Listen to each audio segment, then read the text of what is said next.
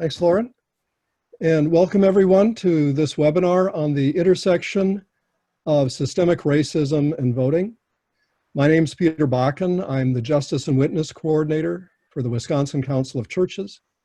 Wisconsin Council of Churches is partnering with Wisconsin Faith Voices for Justice in an initiative called the Wisconsin Interfaith Voter Engagement Campaign. And this is a nonpartisan project to work with and through faith communities and in partnership with community voting and voting rights groups to increase voter turnout and registration this election year.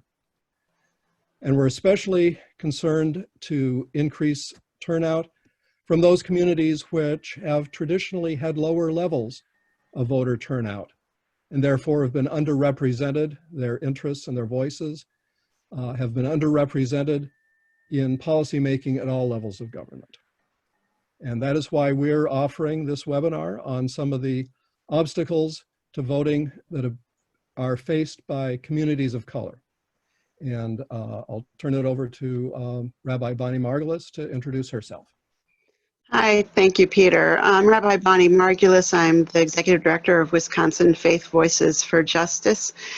We are a statewide interfaith education and advocacy organization.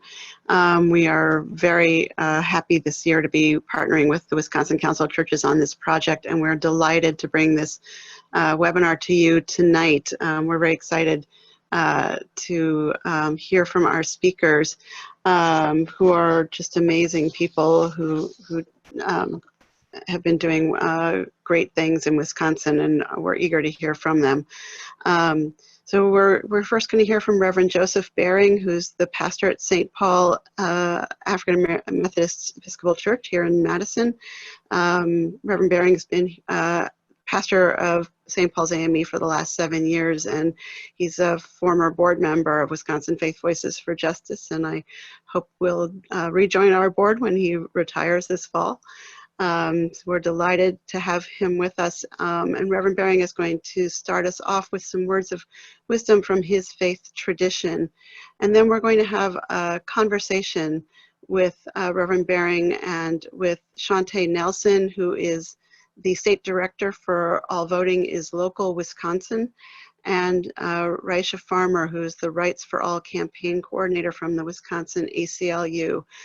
These organizations have been partnering with us on our Interfaith Voter Engagement Campaign, and we really look to them for their expertise and their resources, and we really, in many ways, take our lead from them in terms of what we should be advocating for and what we should be messaging out to you all. So we're delighted to be able to bring their wisdom to you all tonight. So I will turn it over to Reverend Baring. Thank you, Rabbi Margulis, for the honor and the privilege of serving on this panel this evening. Let me first begin by saying that we are all community, fearfully and wonderfully created in God's image, and therefore all lives matter to God, including Black lives. Our Creator majors in human dignity and worth, and He does not discriminate because He is not a respecter of persons. He judges people by their character and not by the color of their skin. And He admonishes each of us to be imitators of Him. That means that we're to love as He loves, forgive as He forgives, do justice, love mercy, live in humility. By living in humility, I mean it acknowledges the fact that I am not superior to you, nor are you superior to me. God has gifted each of us with a right to freely pursue a life of happiness.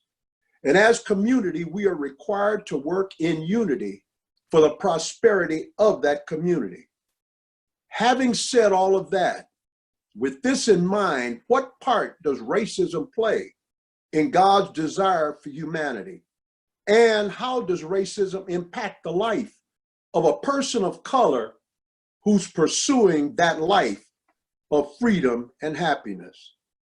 I hope tonight, as the panel dialogues and discusses the issue of racism as it's related to voting, it'll shed some light on the issues that are pertinent to our community today. And so I look forward to the discussion. I look forward to enlightenment as we make this journey dealing with racism and its impact on not just voting, but on the lives of people of color. Thank you. Well, thank you, Reverend Baring. That was a perfect introduction to this, this discussion, which we're going to begin.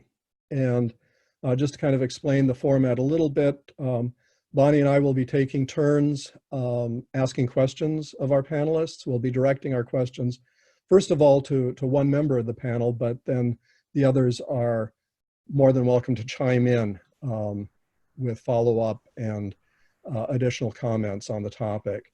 And then toward the end of our hour, we will have time for people to have their questions responded to. We won't be unmuting people, but you should enter any questions that you have in the course of the discussion in the chat box.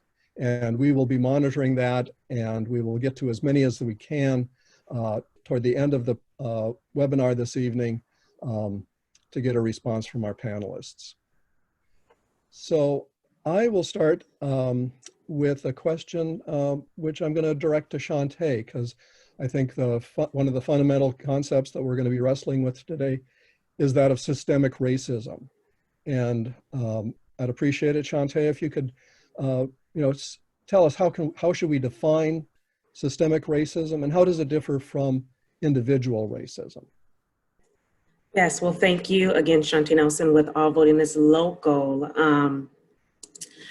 Thank you all for having me. When I think about racism, or even when I'm talking about racism as it relates to voting rights or within any component, I'm always very much interested in how people really define systemic racism. And so for the purposes of how I will share this information, I'll just kind of share from my perspective, and not just my perspective, even from what systemic racism is. And I liken it to structural racism, which is basically when multiple institutions collectively uphold racial policies and practices. It's basically, if we look at it from this perspective, I've said this quite often, it's a byproduct of 400 plus years of cognitive distortion concerning Black people. It's connected, when we talk about structural or systemic racism, it's connected to other components of racism. We have internalized racism, which are subtle and overt messages that reinforce negative beliefs. We have interpersonal racism, which includes racist acts as well as microaggressions. And we have institutional racism, which are policies and practices that reinforce racist standards. And so when I think about structural racism, I think about it from the component of looking at all 4 or 3 of these components, as well as systemic racism. And so when I think about that, it is basically a collective of forms of racism that we see sometimes in everyday behavior, and it may show up from multiple angles.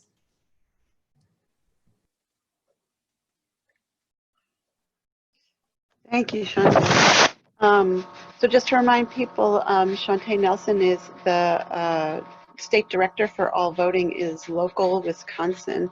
I'm going to direct the next question to Ryeshia Farmer from the ACLU. And Ryeshia, I was hoping that you could give us a little bit of kind of the historical background and kind of historically how has the right to vote traditionally been infringed for people of color? Yeah, so again, this is Ryeshia. Thank you all for having me.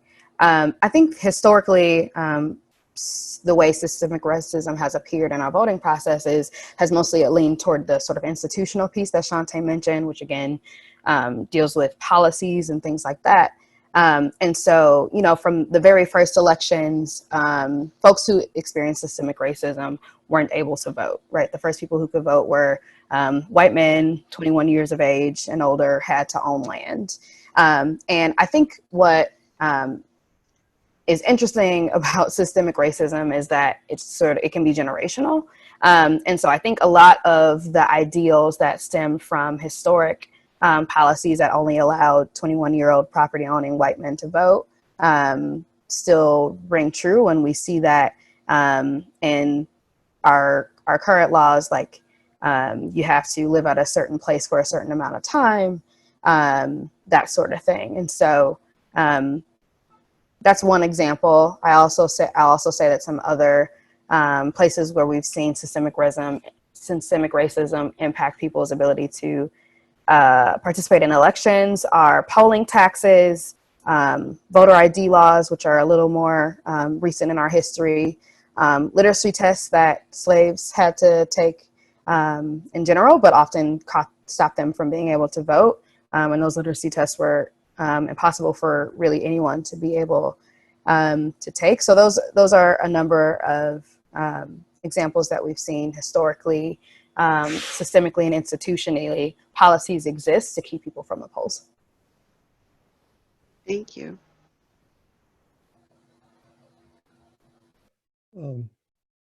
Anybody else want to chime in on that before I give a follow-up question? When we look at institutional racism, it really begins back with individual mindset racism. To understand racism, we'd have to go all the way back to the founding of this nation. And when the nation was founded, it was founded on we the people. During that period of time, women and minorities were excluded from we the people. And as the nation was developed and the slaves were brought to this country, they were not considered people, they were considered property.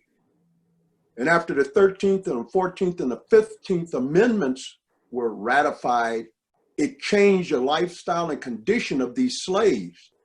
And those that were in power had to find another way to keep people in control. And those ways were the institutionalized racism that we see today. I heard it mentioned about the poll taxes and all of those other things that happened before. That was a Jim Crow. But then we moved from Jim Crow to the new Jim Crow. And so what we're looking at now is just a continuation of racism that began in this country from its early existence. Right. Thank you. Shauntay, did you want to add anything? They've added, I think, quite a bit. The only other thing that I thought about was the component of gerrymandering as well as felony convictions, which are two ways that we still are in, where voting rights have been infringed for people of color. Sometimes just that whole component of, gerrymandering is a whole nother beast, if you will. But when you think about those, the ease of ways that individuals can be convicted of a felony here within the United States of America, that is one other way as well that readily comes to my mind. Thank you. So, with 400 years of oppression and the last 200 years of keeping people from voting, it must be exhausting and wearing, and really gives people disincentives to even try to vote, to feel like their vote counts or their voice is heard. And Reverend Baring, I want to start with you. My question is, as a faith leader, what are the messages that you give to your congregation about why voting is important? How do you get past that feeling that it doesn't matter and it doesn't count and nobody's listening anyway, to get people out to vote? I usually try and get members of my congregation to understand that that what they do impacts on the lives of other people. For example, voting, I try and get them to understand that voting is their right, and they should never let anyone deter them from their right. I pastored in Minnesota at one time, and when the voter ID issue came up, and we defeated it in Minnesota, but part of the reason with the voter ID was that people had become brainwashed to the idea that there was voter fraud and all of these other things that they flooded the mind of people with that confused people. And people voted to ratify voter ID, which was wrong. I try and get my congregation to understand that their one voice can inspire other voices. Their one vote can change the difference in a law, change the difference of the playing field. People have gotten to the point of where they say, well, my vote doesn't count. All votes count. And all votes needed to be, that's your right to vote, I tell them. That people died for your right to vote, for your right to cast a ballot, for your right to have your voice heard, for your right to elect someone to speak for you. And it's difficult sometimes because a lot of young people, I know my grandchildren at one time would say, well, you know, granddaddy, I voted for President Obama and I still got student loans that are out of kilter and all of these other things. I said, yeah, but you voted in the general election. What about your local elections? What about the people that impact your life directly? You need to vote. That's the only way your voice is heard. And you must be important because of all of the suppression that's going on to keep you from voting. So basically that's, and for a faith community, there's a scripture in the Bible that says to he that knows to do good and do it not, to him it is sin. If you know that you're supposed to vote and you don't, that's against the will of God. It's against the gift that God gave to you. And basically, that's the viewpoint. I've been in 3 different states and I've watched voter suppression at different levels. And I just try to get people to understand that the most important thing that you have in your possession is your right to vote. Your right to have your voice heard. And in the AME church, we have to make a report on how many of our members are registered voters and how many they vote. And I make sure that my entire congregation that's voting age are registered voters. That's great. I wish all our denominations required that. Thank you. Ryeshia, do you have something? Yeah, I'd love to chime in a bit too. Yeah. And I think it's a surprise to all perspectives. So hopefully it still pertains to the faith community as well. But I think there's a misconception that our responsibility to electing and elected officials stops with, casting our ballot at the polls. And that's just not true. I think, Reverend Baring made a great point about general versus local elections. Also, just like after the elections are over, the work of our elected officials to represent us isn't done. So why should our work to hold them accountable be done? So I think, you always want to complement voting with having conversations with your elected officials, or at least just staying up to date about how they represent you and how they move in their seats. So that the next time that their seat is up, if you're unsatisfied with their performance in office, you vote them out. Or if you're super satisfied, then you make sure they stay in. So I say all that to say that we have a responsibility to not only exercise our right to vote, but to do the follow-up after we cast our ballots. Great. Thank Could you. I say something about that also? Because you made a good point about that. One of the things, though, that we do is after the person's elected and we're not satisfied with their performance, then we threaten to vote them out or we vote them out. We need to go beyond that. As soon as they start or stop representing us, that's the time to let them know that if you don't, you will be out. Don't wait until it's election time to get them out.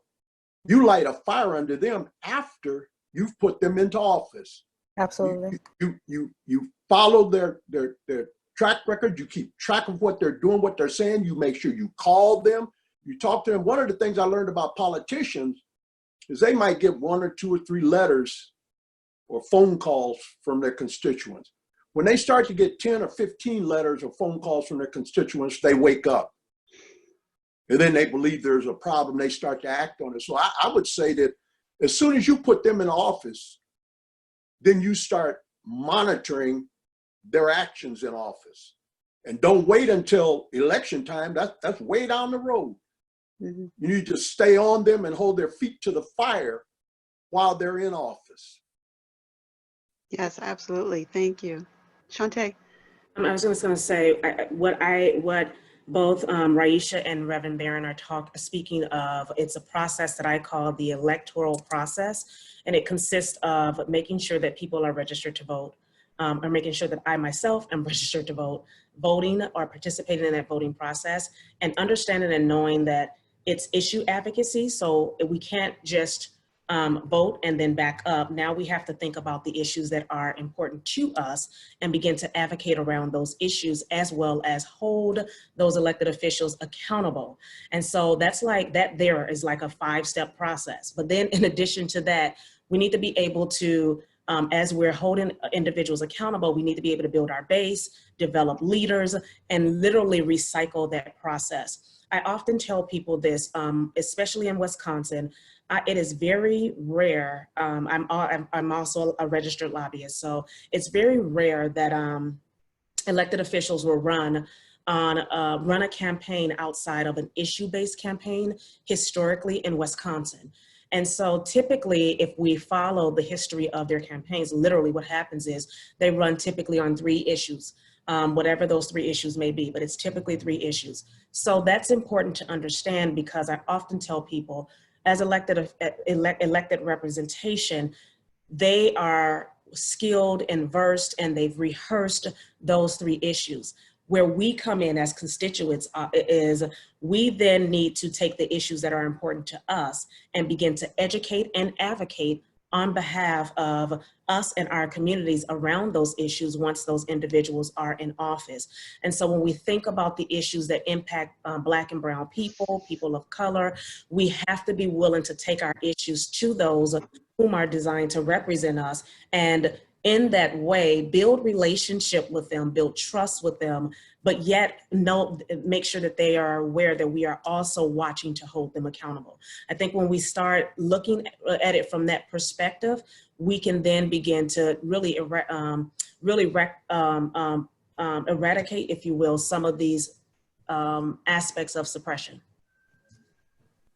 Thank you. That was really important to hear. Mm-hmm. Yeah, and I mean, this all kind of leads into the other question that we're going to ask is, given these sort of disincentives and obstacles and discouragements from voting in Black communities and other communities of color, how has this actually worked itself out in the ability of these communities to overcome systemic racism and affect the kind of change that that they need and that they're looking for? How have you seen this actually work itself out in policy? Well, I'll share.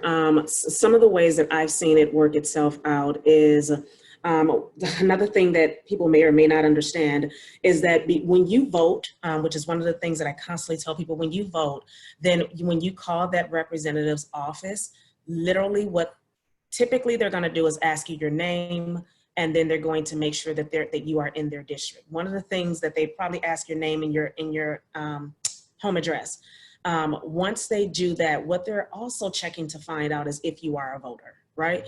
When they look and they see that you are a voter, be it consistent or inconsistently voting, consistency, of course, creates more influence, if you will.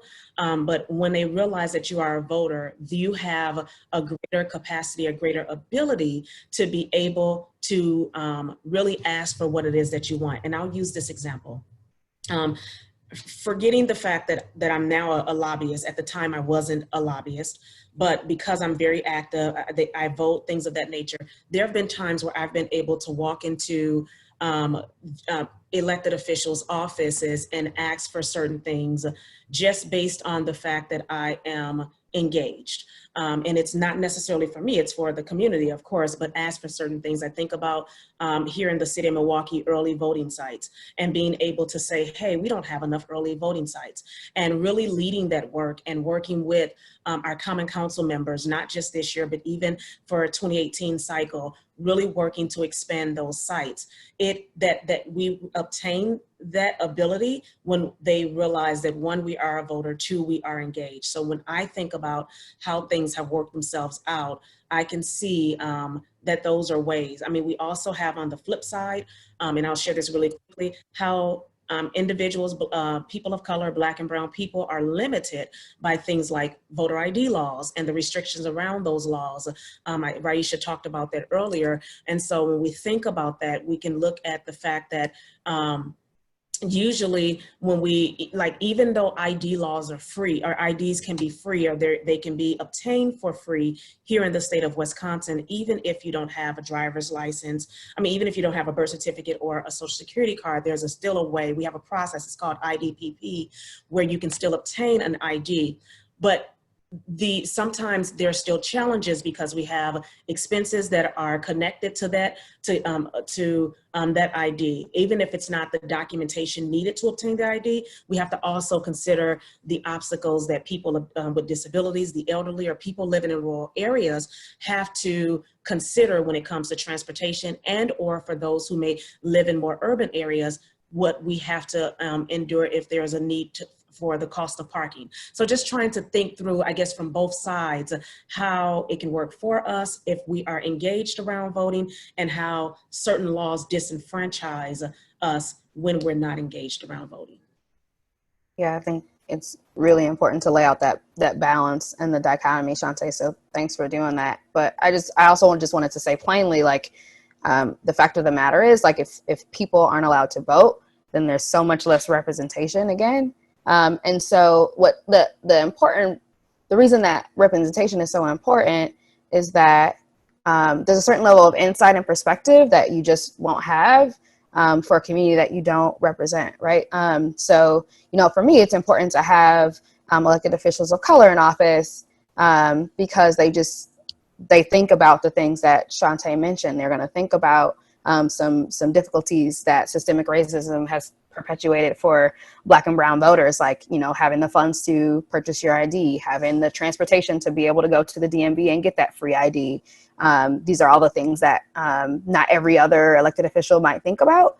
And so, again, I just want to say plainly, like, there's just a level of insight and perspective that comes with being able to cast your ballot for someone who represents you best. Yeah, thank you. And Ryeshia, I'd like to follow up on that. Both you and Shauntay have mentioned the voter ID laws in Wisconsin. What other sorts of voting requirements in Wisconsin specifically have the impact of disenfranchising people of color that you think are important that we think about? I guess I just addressed that to Ryeshia, and the others can join in. Yeah, I'll start, and I'll just go quickly since Reverend Baring has something to add, but I think there's two very specific examples that I can think about. First is, like, in Milwaukee, we saw in April what should have been 180 polling locations be 5. Just there's a number of instances in our history where situations happen like that on the fly that affect elections. And so then we saw, hundreds of folks of color scrambling to first find their correct polling location and then waiting in lines for 2 to 4 hours. Keep in mind that the pandemic is happening, and Black and brown communities are some of the most impacted in Milwaukee around this time, and still are. And so, again, that just gets at the representation piece and the insight that when you represent folks of color, you can understand making a snap decision to go from 180 polling places to 5. You can understand the impact that that's going to have on people of color. The other example, and this has just been racking my brain personally for a while, is the residency piece and the specifically the residency requirement, like how long you have to be at a place to be living at a place to vote in that area, which recently changed from you can live at a place for 10 days and be able to register and vote there to now you have to have lived at a place for 28 days. And, for systemic reasons, for reasons related to systemic racism, Black and brown folks are some of the most at risk for eviction. So I'm thinking about all the people who have trouble maintaining a place for 28 days and how the laws really aren't written to keep them in mind. But I'll let Reverend Baring and Shauntay and whoever else wants to speak to other examples, speak to them. You came up with one good example in Milwaukee. I have most of my family's in Milwaukee, my daughter and grandchildren, whatever. And we have 6 churches in Milwaukee. And it was interesting when they cut 180 polling places down to 5, one of our pastors had to go all the way to the south side of the city to vote. That's where they had her, instead of the north side where she was living. And so those restrictions on polling places. The other is limits now that they put on early voting. The issue that you brought up about seniors not being computer literate or not being able to get out, where they've now said that they want to do away with mail-in voting. All of these different limitations are to suppress the vote. I think it came out that in 2008, more African Americans went to the polls than they had gone before. And when that was realized, all of these restrictions started to manifest because of the number of African Americans that went out to the polling places. I just read today that they're starting to restrict the polling places for the next election coming up. And I think the only way to get around some of that is you say, it's good to be a voice, but we need to be many voices. And so we need to collaborate with other groups that are fighting this same issue, that are fighting the issues of voter suppression and get out to vote. One voice is good, but you need a lot of voices. As we see right now with the protests going on, all of the voices now have changed the playing field. And I think that's the way we change the playing field when it comes to the elections and to voting. The census is another one, trying to get everybody out to the census. Every 10 years, they redistrict. But if we're not counted, if African Americans don't take the census, then that adversely affects us and our community, along with the voting. Right. And I'll just share, piggybacking, one of the things that Reverend Baring talked about was voting sites. Ryeshia talked about this as well. I think one of the other ways that this shows up is when we are in a situation where we have a disproportionate number of sites based on those locations. So yes, we have the situation where we went from 180 sites down to 5, but even when we have maybe 180 sites, being able to look to find out, do we have sites in proportionate distance between for groups or pockets of individuals, right? Because if we have 180 sites and they're not spread out proportionately, it still creates a place of suppression within the voting experience. One of the things that we did, even coming into for the city of Milwaukee, when we were able to get this expansion of early voting sites, we literally sat down with the clerks and looked at a map of Milwaukee and just said, hey, given where we were at the last time, we see that there are gaps here and here and here. We're not going to tell you where to put those sites, but we'll tell you that there are it's going to take people too long to actually drive. And we think about things like individuals may not necessarily have a vehicle, or they may have a vehicle and may not necessarily be able to take that route. Some people don't have a vehicle, and we think about things like, if they have to catch 3 buses, what does that look like? if they have to catch multiple buses in order to cast their ballot. So those are ways as well when we're thinking about this particular work that we see votes being suppressed. And you said something too interesting about people with transportation. A lot of our churches have started using church vans because it's one thing to register to vote. It's another thing to get the people to the polls. And so faith communities especially ought to be using their vehicles to transport people to the polls to make sure people get there. The other thing is that you get discouraged at the polls when they tell you that you're at the wrong polling place. My wife and I had that happen to us twice, and we've been in the same place for 7 years, going to the same polling place. And they told us we were in the wrong place, and then we find out they changed our polling place without telling us. So those are things that we need to let people know that this may happen to you, but don't be discouraged and not vote, because these are all means to discourage you and keep you from voting. And it's interesting too when you look at that about the polling places, because a lot of us are not educated or don't know about going into those areas and finding out, you know, the setup with the polling places and how to get with the clerks to tell them, you know, we need places here, places there. So I think that's another thing that comes up that people might need to be educated about. Right, and I'll just share this just because we're talking about polling places and the impact of interacting with clerks. For anyone who's looking at this or anyone who will look at it later, I want to make sure that we put a website out here that is, I call it a one-stop shop. It is myvote.wi.gov.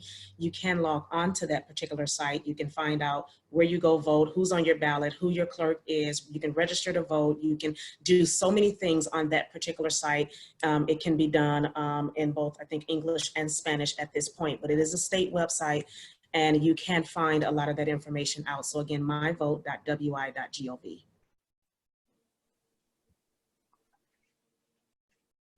Thank you so much. I just put it incorrectly in the chat. Yeah, So I'm gonna fix it. I wrote it down myself. I put the wrong dot, dot in the wrong place. To make sure other people get this also, I just wrote it down myself. myvote.wi.gov. I'm sorry, I forgot the dot between my vote and Wisconsin. There we go. Yep. Now it's right. I go there a million times a day. I don't know why I don't know it. Thank you so much. This is incredibly helpful. I want to just draw out a little bit more, because I think that those of us who are kind of white and privileged don't always think about what the barriers are to voting, and you've named a number of them, but I wanted to see if we can maybe pull out some more that maybe are less obvious to people. So some people might think, well, what's the big deal about going to the DMV to get your driver's license or your ID? I went to the DMV, I got it. It took, an hour or whatever. It was annoying, but I did it. Not realizing that a lot of our DMVs have closed. The hours are only during working hours. There aren't evening and weekend hours. So if you work and you can't afford to take a day off of work to go schlep to the DMV, not to mention having to take 3 buses to get there, that's a huge barrier, even though the ID itself is free and you can get it even if you don't have a birth certificate or social security card. So I think there are a lot of hidden ways that there are barriers to voting that, that again, those of us who have all kinds of different kinds of privileges don't really realize or think about. It's not obvious to us. And if we want to be good allies and advocate for change, what are some of the things that we should be advocating for, and how do we go about doing that? Is that the answer? Oh, go ahead, Ryeshia. Thanks, Shauntay. I think one of the most important things we can do to start on a very basic level, and I think one of the easiest things that we can do, is advocate for as many options for casting your ballot as possible. So, Reverend Baring mentioned that there's been conversations about whether or not we should go all vote by mail or not do vote by mail at all, technology and things like that. But I think we should be able to allow people to register and to vote in whatever way makes sense for them, and not prioritize one over the other per se. This is the first year in my knowledge that vote by mail has been as big as it's been. And a lot of people are still adapting to that process. And so we still want to hold on to early voting in person, early voting, vote by mail, election day in person voting, and allow people to make the decision for themselves based on their personal scenarios. Yeah, and just to add to that, I 100% agree with that. I say we have to be willing to look at all components or all facets of voting and be considerate of the fact that you have Black folks whom have a history of taking pride in actually going into the voting booth and taking our 18-year-olds into the voting booth for the first time to cast their ballot and allow them to experience that. And we may not go down the history of how it came to be, but there's a certain pride within our culture where we really enjoy that same day, that day of experience. And then you have, I know there's been a lot of talk around vote by mail or voting, some people call it voting from home or voting absentee on reservations, but we have to remember in a lot of ways, some reservations don't have actual addresses. They may have a longitude, latitude, and that becomes their address, or it may be they may not have an actual address to have something mailed to. And so just really thinking about that as well, considering that as well as in-person options, because of the fact that sometimes those whom have disabilities are not necessarily able to vote without an ADA machine, which is America's with Disability Act. It's a machine that was made available through that act. And they may not be able to hold maybe a pen in their hand. And so when I think about these processes and what we should be advocating for, I think about multiple ways to return our ballot, including drop boxes. They're elected election workers. We need to have enough of them to process absentee ballots, as well as enough for them to actually be a part of that day of or early voting process. And then we have central count, which happens after the election. It's kind of like the conclusion of an election time frame. It's not necessarily the cycle, but a time frame, if you will. We also have to think about making sure that ballots are not rejected. We have a very challenging process here in the state of Wisconsin where you have to, once you receive your ballot, you need a witness signature in order to have that ballot returned and counted appropriately. But making sure that that ballot is not rejected because maybe the witness left off their home address, which by law, they're supposed to provide their address. Having a way to basically cure that ballot so that we have a process to reach out to voters to say, hey, your witness did not provide their address. Things of that nature, as well as having just ample ways, drive up, day of, early voting, absentee ballots. So as many ways as possible as people can have to cast their ballot. But I think even just as important, having a way to educate folks around that particular ballot. And I'll share one more thing why this is important. We're coming up on August 11th in the state of Wisconsin, which is it's considered a partisan ballot. So we're going to be in a situation where we have to vote one party or the other, and we cannot cross over. We can't do a crossover vote. And so because we can't do that crossover vote, being able to know that when you get that ballot, you have to fill in the little bubble at the top that you're voting either Republican or Democrat in order for your ballot to be counted, because if you cross over. But if you just vote one party or the other, whichever you prefer, your ballot can be counted. So really making sure that, and I know that may sound confusing, but the best way for me to say that is this: at the top of your ballot, if you just fill in the little bubble, either you're gonna vote Republican or you're gonna vote Democrat, you select your names there, the machine will know which one to choose it'll just stay, if you choose one or the other, it'll stay in that lane only. And then you can cast your ballot. But just trying to have education around how to actually fill out partisan ballots so people's ballots are not sent back or thrown out or whatever it may be, whatever the process may be, because so many people have requested their ballots by mail. You know, to piggyback on what Ryeshia said about that ballot, because my wife and I did absentee ballots, and I was looking at that ballot, and if you don't pay attention, it's confusing, and you will mess up that ballot. And like you said, it's partisan election if you fill out that bubble. But if you go down and look at Democrat, because it runs right close, Democrat, Republican run, and then the little line says stop here. But a lot of times you don't see that, and people are confused. The mail-in, and I think Shauntay talked about, using all forms of voting. Because right now they said 30% of the ballots that came in the spring were mail-in. And they're looking now at trying to limit the mail-in ballots. And so you need to be able to vote in all of the different means of voting in case of some other restrictions on the voting. Oh. I have a couple other pieces, if y'all don't mind. I think, we've mentioned a lot about, the types of issues and types of confusion that could slip up. And so I think in addition to just general education and advocacy coming straight from like the Wisconsin Election Commission who runs the elections, another really important piece is to think about the communities who would have trouble with filling out a ballot. So like obviously elderly communities are likely to have trouble like with technologies, with requesting things online. They're also likely to have trouble with, seeing the line that Reverend Baring just mentioned that tells you to not pass that line, to not vote into the next party, which would then take away your vote for whatever election that you cross over in. People with language barriers, they need access to people who can assist them in completing their ballot. They need ballots to not only be in the English language. They need people at the polling places who can translate or more readily speak their language in case they have questions or concerns or need help reading the English ballots, that sort of thing.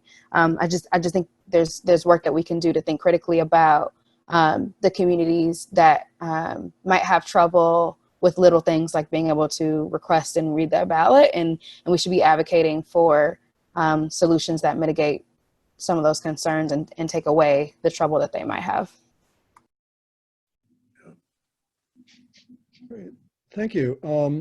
We're getting close to the hour, and I want to leave a little time for questions, but I just want to ask one more very specific question, direct first of all to Shauntay, is can you give us a concrete action, one specific thing that we can engage in during this election season out of all these things that we've talked about this evening? Can I give two, or do you absolutely want me to give one? I'm just saying, because there are two things that are really needed. So, okay, I'll stick with one and then I'll throw the other one in the chat. How about that? Sounds good. Okay, so one of the things that you could absolutely do is we've put together, we've meaning All Voting is Local, in collaboration with the ACLU and other partners whom are a part of our coalition, Municipal Clerk Toolkit. And it basically is a toolkit that helps you to be able to advocate to your municipal clerks around things that will impact or not just impact, that will create access to voting. You can absolutely reach out and convey that you want that particular toolkit, and we can get you that toolkit. And then the other one I'll put in the chat. Great. Thank you. We actually have the toolkit linked on our website, and I'm putting that URL in the chat, but it's kind of long. So Shauntay, if you have a better URL, that would be great. In case you're looking for another concrete idea, it's important, to me, obviously, as someone who just cares about everybody voting no matter what, that we get as many people engaged in the process as possible, new folks. So my ask for everyone has been to identify 5 new folks. That can be a young person who's first time voting. That can be someone who was maybe recently released from probation, parole, jail, prison. That can be someone who just doesn't typically trust the voting process. But get 5 new folks to register. Today, actually, I think is the last day to register online. But once early voting starts again and election day comes around, folks can register at the polls. So get 5 new folks registered and get them to request absentee ballots just in case in-person voting or voting at an early voting site isn't the best option for them. Great, thank you.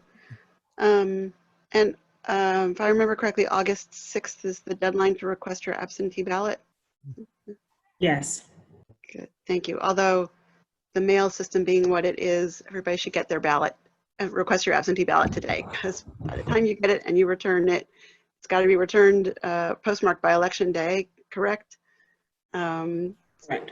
So get it as soon as you can, return it as soon as you can. Yeah, I think it actually has to be it has to be received on Election Day. Yes, That's right. it is received. I was thinking, when she said postmark, I was thinking received. So thank you for clarifying that. Yeah. Our laws are deliberately confusing and complicated to make it impossible for anybody to figure them out. Thank you so much. Reverend Baring, I just want to ask if you have any final words before we turn to, we have some questions in the chat. So I wanted to give you a chance. I just I thank Shauntay and Ryeshia for all that they put into this, and the websites are helpful.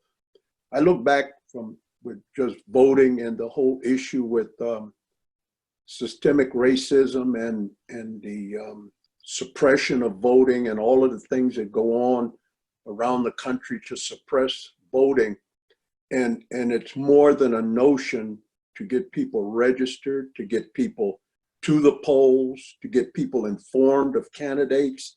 And it, like the old saying, it takes the whole village to raise a child. And I think it takes a mass effort by people to engage people, to get them to the poll.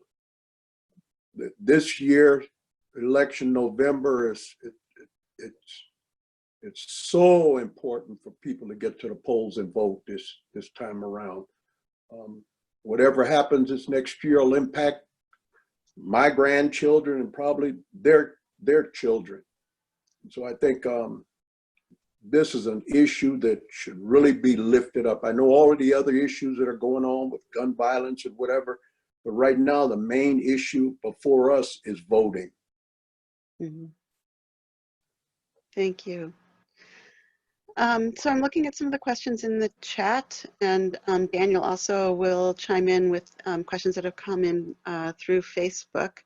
So we have a question from earlier on this evening when I think Shauntay was talking about how as we vote and as we are engaged with our elected officials, that makes them pay more attention and be more accountable to our issues. But somebody in the chat said, why do the Democrats take the Black and brown communities for granted, and how do organizations help to hold our elected officials accountable even when we do vote for them? Yeah, thank you for your question. It is my opinion that both Republicans and Democrats take many of our folks within our communities for granted. I think people have taken the vote for granted. So it is sometimes openly done because Democrats are typically the representatives of those Black and brown communities. But then we can also see it in things like gerrymandering, where in the state of Wisconsin specifically, I know gerrymandering happens on both sides, both Republicans and Dems, but in the state of Wisconsin, gerrymandering has been a real thing. And that is legitimately taking the votes for granted. It's almost as though, well, I don't have to listen to you. I don't have to respond to you. And I think as an organization, just being able to, this is a thing, I had a conversation just the other day with someone, and I just said, listen, we have, for too long, and this is going to sound a little harsh, but it is my truth. For too long, organizations have been very persistent in pimping Black and brown people. And what I mean by that is this. We look and we say, we want to turn folks out and we want to make sure that they engage and things of that nature, but it becomes very much so like outside of that engagement and turning folks out to meet our quota, we don't really have relationship with Black and brown people in Black and brown communities.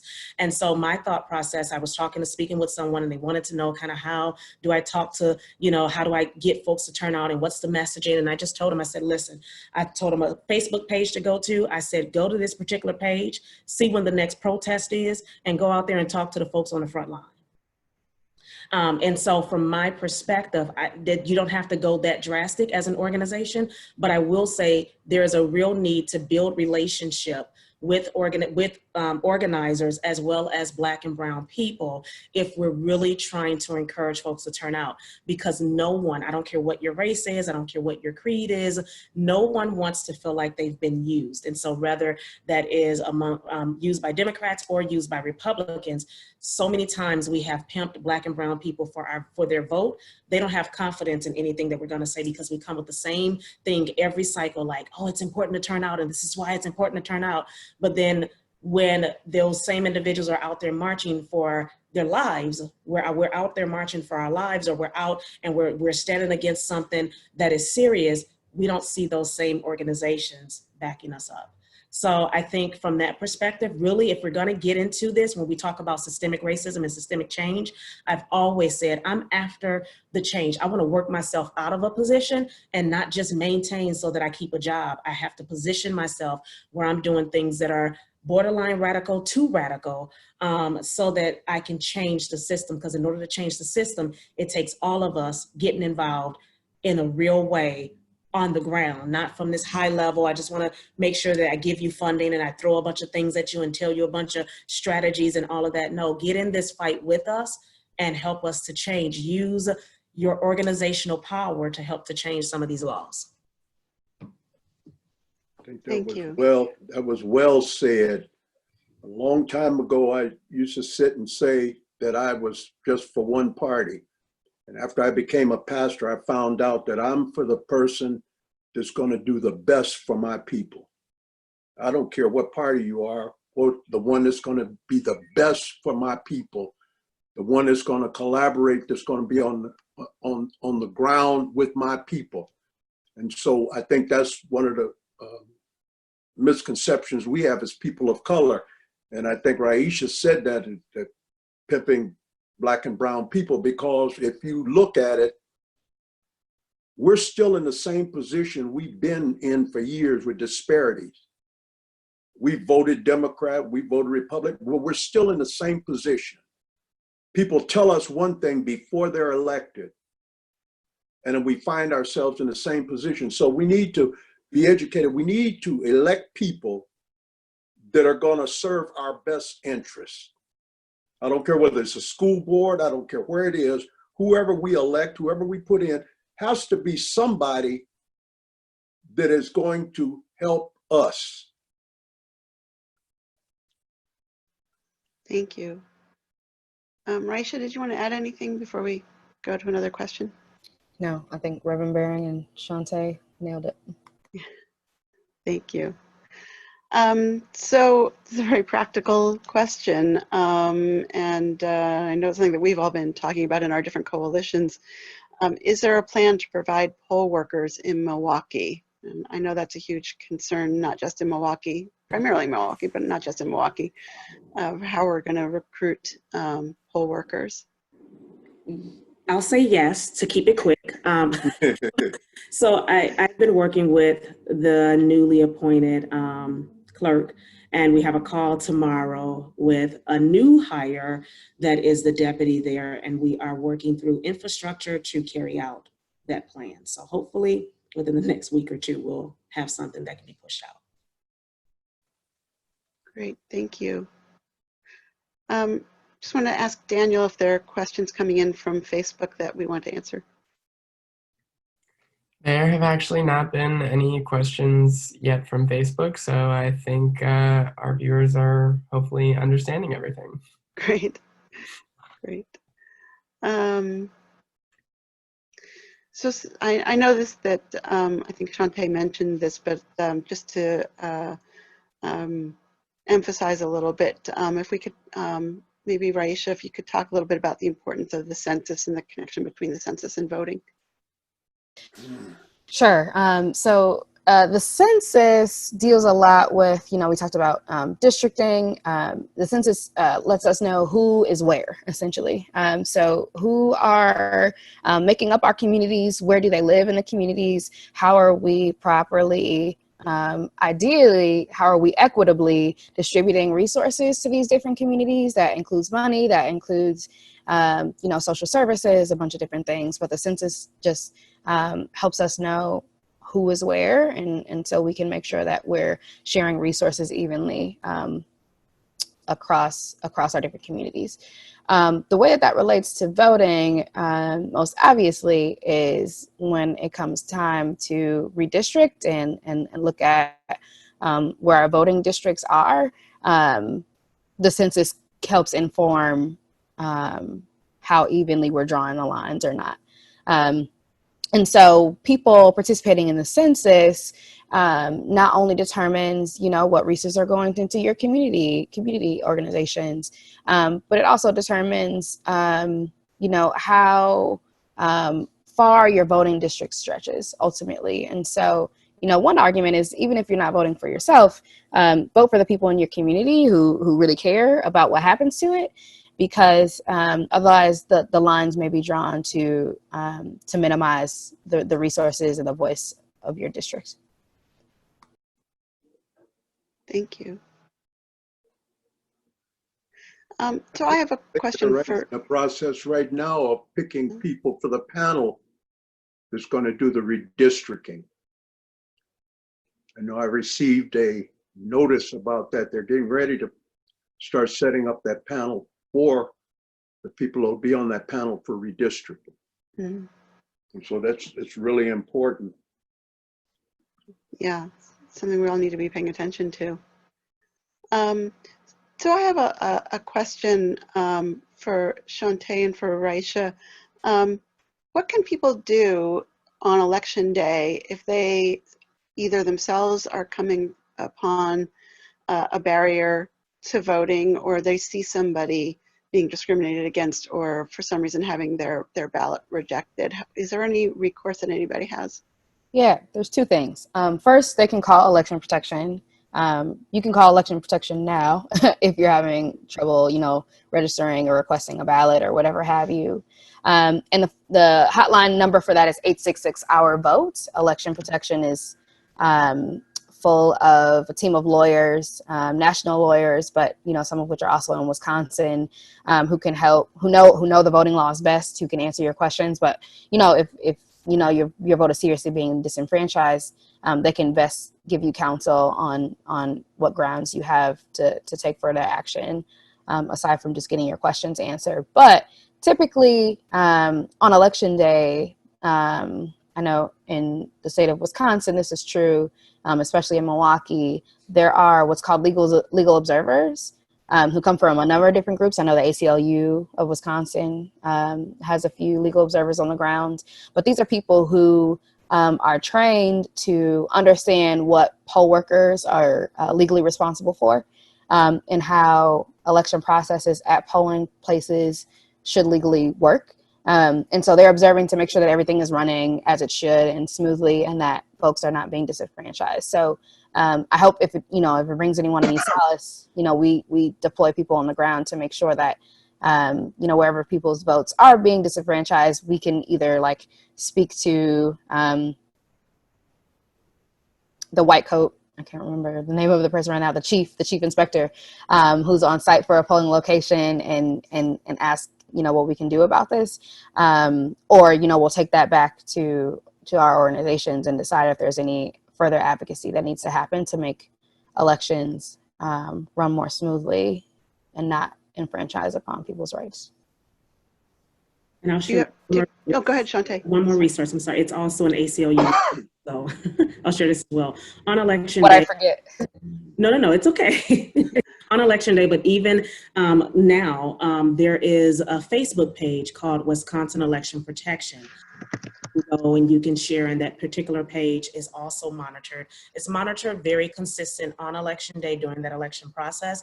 Outside of that, I do believe, and Ryeshia, correct me if I'm wrong, I do believe that it is monitored, just not as consistent leading up to an election, but I do know that there is some monitoring as well. So Wisconsin election Protection on Facebook. No, our lawyer that manages the Facebook page is pretty on it consistently. But we also have Twitter and Instagram Wisconsin Election Protection pages, and those are, I think, monitored a little bit less. But I know the Facebook page is watched pretty closely by one of our lawyers. Great. And I know also the League of Women Voters recruits people to be poll watchers. I've been a poll watcher. You don't have to be a lawyer. You don't even really have to know all that much. They tell you what to look out for, and it's an important thing to do to help protect people's rights. So those are all the questions that we have. So I want to give you each a chance to say any last words. One most important thought that you want to leave people with, or most important action that you want people to take. And then Peter and I have something to share with you all about a new app that we are working on that we're going to unveil to you all. So Reverend Baring, do you want to say some last words? I would say to everyone viewing, make sure you vote and take some others with you to vote. It is important, it is important, it is important that you vote. Thank you. Shauntay? I will basically echo what Reverend Baring just stated, as well as making sure that if we do nothing else in this time, one of the things that, and I'll connect this to our time that we're all experiencing together, which is COVID, right? COVID-19 and this pandemic. It has taught us how to be communal in a way that we have maybe not been able to be communal in times past. And so understanding that this voting, the act of voting is a community event. It's not just an individual event. And so when we understand that it is a community event and that my vote impacts my neighbor and their vote impacts another neighbor, then we can see the importance of making sure that every vote counts and just remembering to vote in every election, be it local or federal elections. I think is really important as well. And if you have questions or concerns, you can also reach out to any of us whom are a part of this. I'll just share.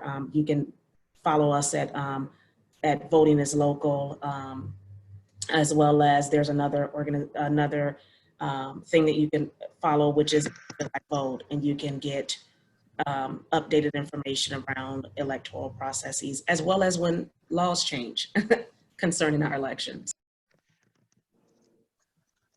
Thank you. Ryeshia? Yeah, and I'll try not to be long-winded because I have a few things to say. But first, I want to say that from a very personal standpoint, it's important for me to exercise my right to vote, because otherwise I feel as though I'm allowing others to make decisions about what goes on in my daily life. And that's decisions from, you know, what my friend who's a mom, what her school situation is, what the potholes outside of my street do and don't look like, what I'm allowed to do with my body as a woman, what my city council is going to do about folks being tear gas and rubber bulleted in the streets for, you know, demonstrating against police violence.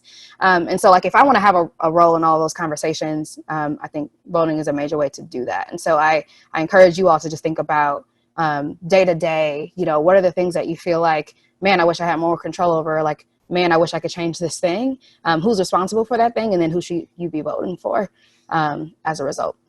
That's the first thing I'll say. The second thing I'll say is, I know that, you know, we did some preparation for this panel prior to tonight, and, you know, we didn't even get to speak to all the pieces that we wanted to speak to.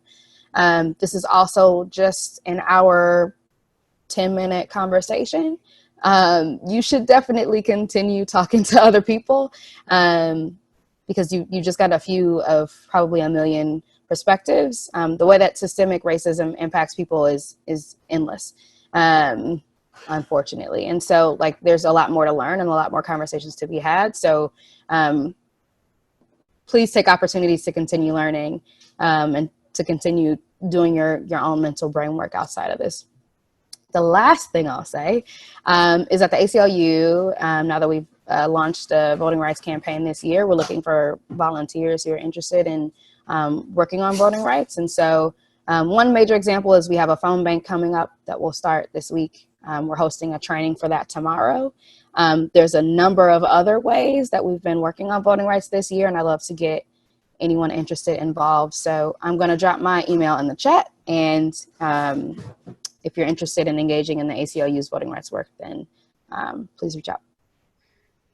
That's fabulous. Thank you. And, one of the goals of the Wisconsin Interfaith Voter Engagement Campaign is to connect our volunteers to the work that you all are doing. So we want to hear about your phone banking, and we want to hear about your volunteer activities and opportunities. And we want to push that information out to our now almost 280 volunteers in Madison and Milwaukee and Kenosha and other parts of the state. So we can send all of them to you. So that we can increase your capacity to do the amazing work that you are already doing. Phone banking is a way to empower people.